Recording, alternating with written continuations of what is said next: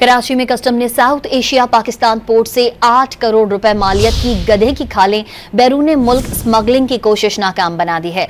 खबर दे रहे हैं आपको, कराची में कस्टम ने साउथ एशिया पाकिस्तान पोर्ट से 8 करोड़ रुपए मालियत की गधे की खालें बैरून मुल्क स्मगलिंग की कोशिश को नाकाम बना दिया है।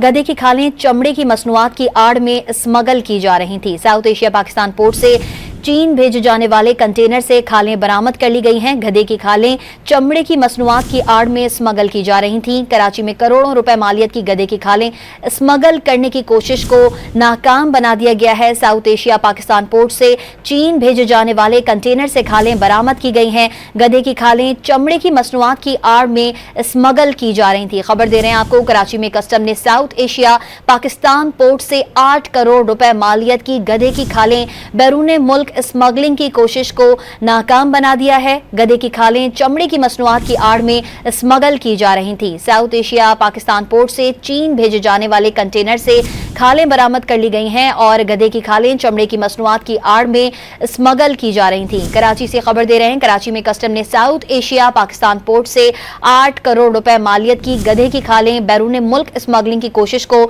नाकाम बना दिया है। कराची करोड़ों रुपए मालियत की गधे की खालें स्मगल करने की कोशिश को नाकाम बना दिया गया है।